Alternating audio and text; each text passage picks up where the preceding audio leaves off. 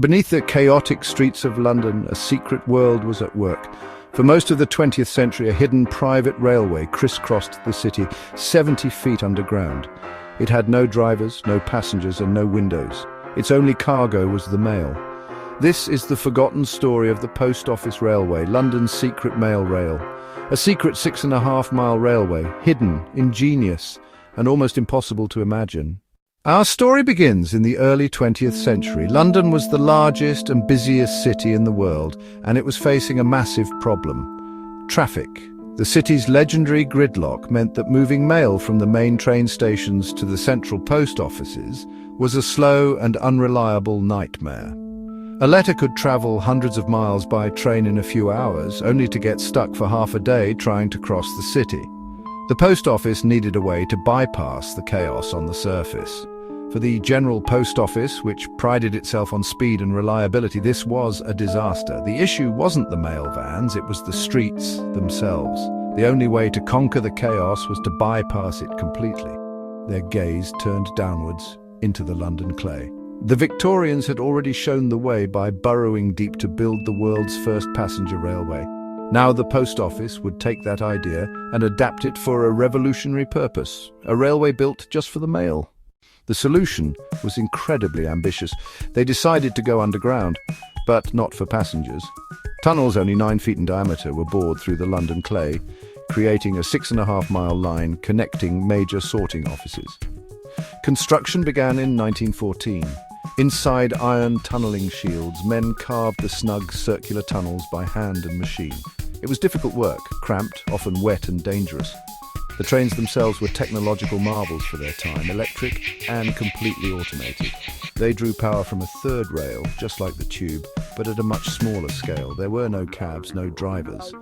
Operations were controlled remotely from switch rooms underground. Operators could route trains from station switch cabins, a pioneering piece of driverless technology. The line linked the major sorting offices under the heart of London. After delays from the First World War, the mail rail officially opened on the 5th of December 1927, a private automated railway just for the mail. The mail rail was a spectacular success.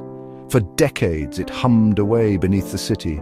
Mail bags were sent down chutes, loaded onto tiny container wagons and whisked away in minutes. They travelled at speeds of up to 35 miles per hour, darting through the darkness.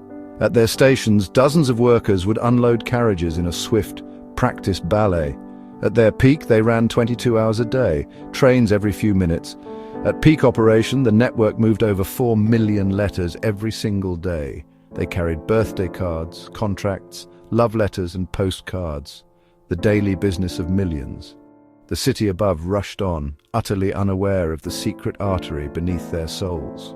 During the Blitz, while the surface burned, the mail rail continued to run, a protected, resilient lifeline. Switch cabin operators were the railway's brain, guiding trains through complex junctions with levers and signals.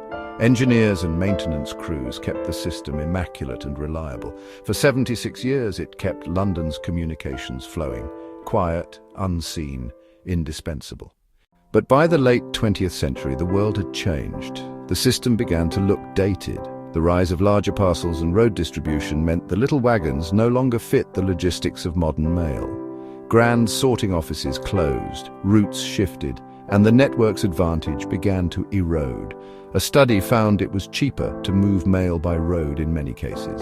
The economics had shifted against the Underground Railway. The little red trains ran through a shrinking network, passing unused platforms and silent rooms.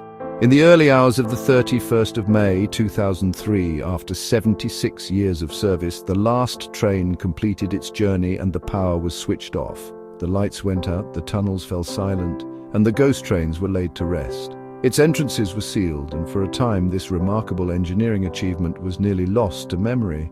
The unseen heartbeat of London's mail had stopped, quiet, echoing but not forgotten.